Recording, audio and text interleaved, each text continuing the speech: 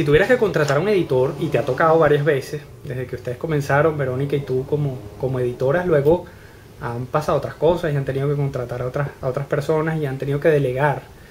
¿Qué buscas un editor y qué debe tener? O sea, ¿cuál es la habilidad principal de un editor? La habilidad principal de un editor para mí es tener una visión clara de qué es lo que quiere, para dónde va.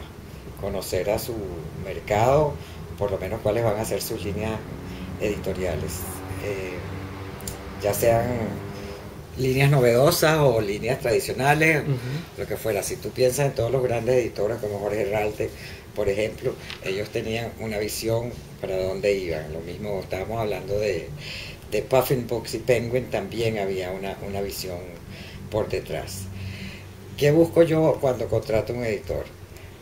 Además de eso, muy importante, que ame los libros y las palabras, que sea lector, que le guste leer, y que tenga una cosa que no se puede definir ni explicar, pero que se llama una nariz de editor.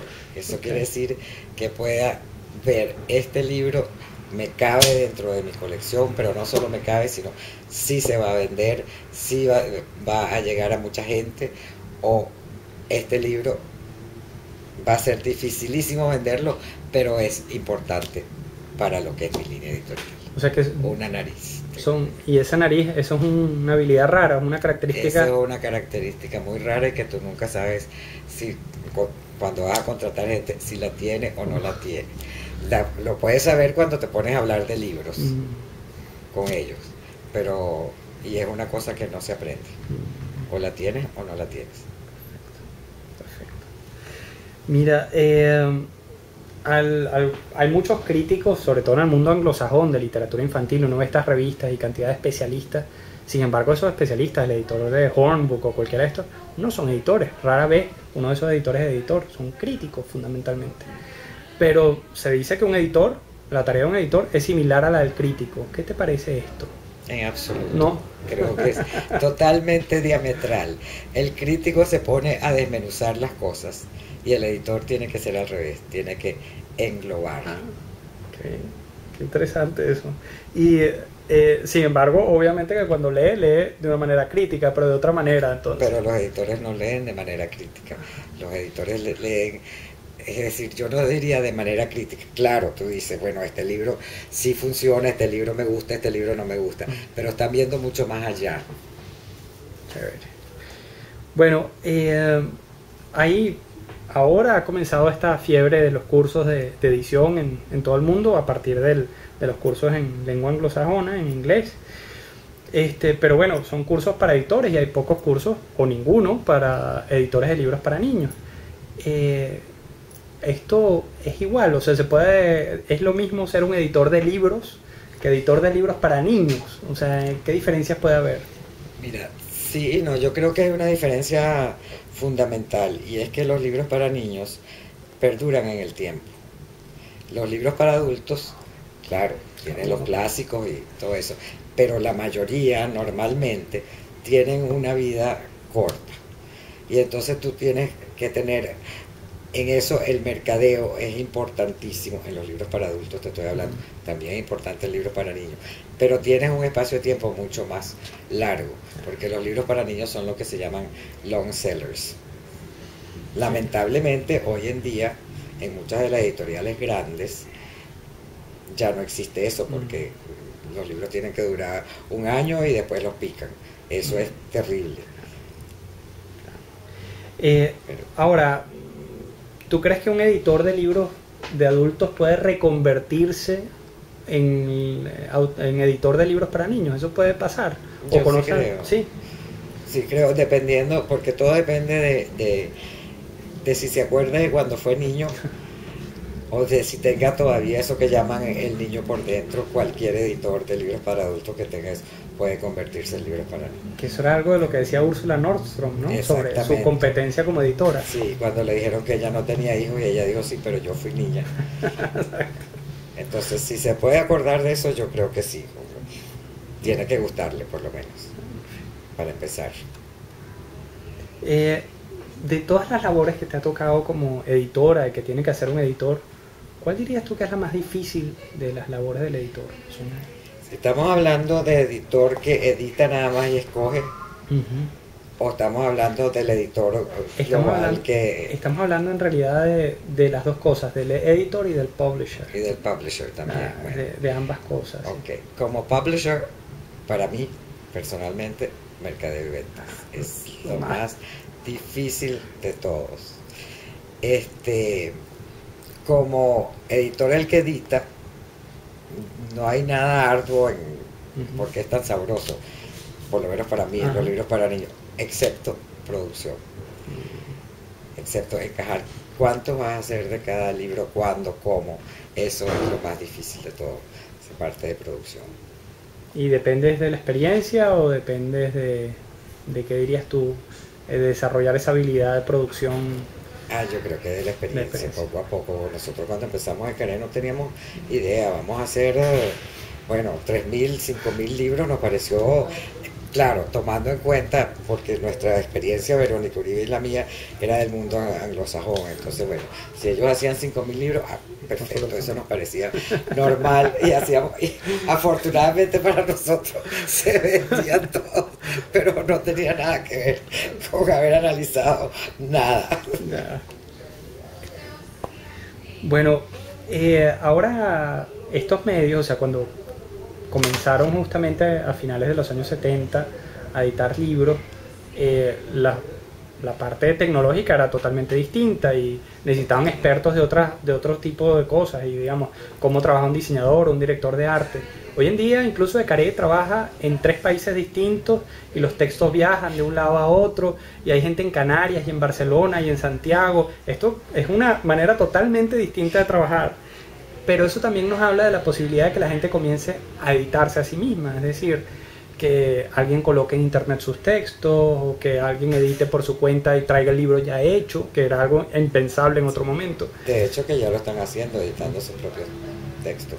En ese caso, hablando de esa autoedición, ¿tú qué crees que se pierde en relación a estas editoriales que ya tienen esta solera, este entrenamiento en hacer libros? Mira, yo creo que se pierde más que todo ese trabajo en equipo y esos 3 ojos que tienen que tener, sobre todo un libro para niños. Te estoy hablando del libro de imágenes, por supuesto, o ilustrado, que es el ojo del director de arte y el ojo del editor, y este trabajo en equipo con el autor y el ilustrador. Catherine Patterson, yo siempre la menciono, que su libro más famoso, Un puente a Terabitia, que se ganó todos los premios habidos y por haber, ella, cuando terminó ese libro, ella creía que estaba perfecto, y se le mandó a su editora, que le dijo, está muy bueno, ahora vamos a convertirlo en un libro de verdad. Y el libro que terminó siendo fue una cosa totalmente distinta a lo que ella había mandado primero. Entonces yo creo que es muy difícil para un autor, yo lo pienso yo también, como los pocos libros que he escrito, verlo, que si está perfecto o no está perfecto, qué le falta, qué no le falta. Ahora, esa labor del editor en lengua anglosajona, que en los libros de niños es tan común además, que haya alguien que trabaje directamente el texto y una y otra vez, en el mundo nuestro parece ser muy difícil, ¿no? Y que los autores muy renuentes a esta... No existe casi, Okay. muy poco. Es decir, yo no conozco en realidad quizás un editor en España que haya hecho eso, pero no es tradición. Y los autores sí lo resienten y le dicen a uno que no se puede tocar. En ese caso, en Icaré, si hay un autor que te dice no puedes tocar nada, tú le dices, bueno, muchas gracias, pero Entonces, no lo podemos hacer, a menos que te entreguen un texto que está perfecto ya y no hay nada que hacerle. Pero todos los grandes autores, si tú lees, por ejemplo, las cartas de Max Perkins con todos sus grandes autores, todos tienen un editor por detrás. Y te estoy hablando de autores de libros para adultos. Sí. Y ahora dijiste, bueno, son 3 ojos, bueno, en realidad 3 pares de ojos que están allí, que esto los convierte de alguna manera a los 3, hay un autor, también al director de arte y al editor, en autores, dirías tú, como parte de la... No, porque la labor en ese caso del director de arte y del editor es de facilitador, pero no de autor. Okay. te estoy hablando donde hay libros ilustrados, Sí, sí, sí. si no, no necesitas el director de arte, es una labor de Sí. editor con autor, Autor. que también, pero no lo convierte en autor. Ok. Luego, ¿qué te parece lo de las colecciones? Las colecciones son todas las, bueno, a veces una camisa de fuerza, a veces todo lo contrario, a veces permiten como dar la guía a la editorial, pero ¿cuál es tu visión personal de las colecciones? ¿Y qué dirías tú de una editorial sin colecciones?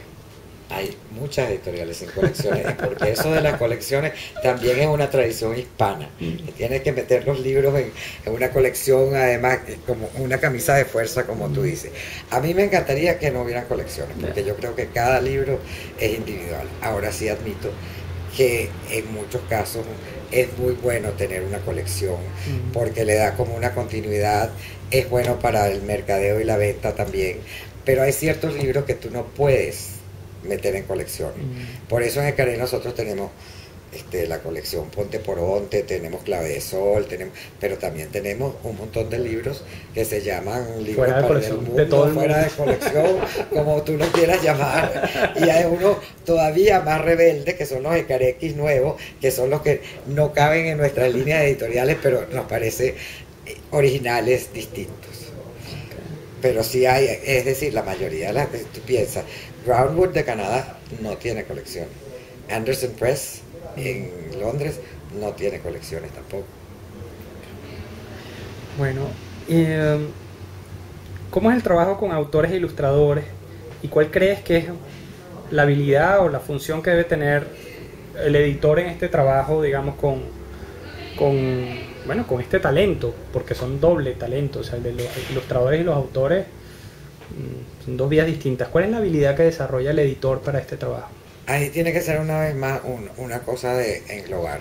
Englobar lo que dice el director de arte, porque el director de arte funciona específicamente con el ilustrador, pero también con las palabras, porque el director de arte tiene que saber, bueno, cómo se engrana esa ilustración con lo que está diciendo, o cómo no se engrana, porque tampoco quiere que la ilustración diga exactamente lo que dicen las palabras. Entonces es una labor como de equipo con los tres, pero más bien de persuasión de los otros dos, si es que el editor tiene una visión distinta, que generalmente no sucede mucho, pero puede suceder que el director de arte tenga una visión y el editor otro. En ese caso, se sientan antes de hablar con los ilustradores y los autores a ver cómo es la cosa. Y algunas veces la labor del editor es decirle a ambos, ok, ¿están de acuerdo o no están de acuerdo? Pero hasta aquí llegamos. No podemos hacer eso que ustedes quieren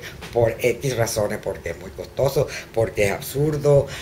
Yo he tenido director de arte hace tiempo, estoy hablando, que llegó a decirme, mira, aquí sobran tantas palabras, así, sobran tantas palabras, vamos a quitarlas de aquí. ¿Cómo va a ser? Claro, porque tenía una idea buenísima para el diseño, pero no le cabían las palabras. Entonces hay veces que el editor tiene que ponerse y decir no, ok, porque la decisión final es del editor. Y su responsabilidad también. Perfecto.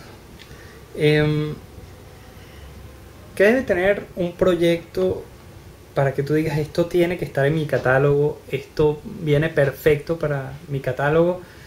O a veces no tiene nada que ver con el catálogo, pero lo quiero igual, ¿no? Esas cosas, no sé, si en la feria de Boloña o en alguna de estas ferias, que tú dices, ¿qué tiene que tener un proyecto para que eso pase? Mira, en nuestro caso, que hacemos libros de imágenes ilustrados, por supuesto, unas ilustraciones que te llamen la atención. Pero básicamente, los libros de Caré tienen historia. Hay muchos libros modernos, nuevos, está muy común usar unas ilustraciones maravillosas, pero no hay historia. Entonces, para Ecaré tiene que haber una historia.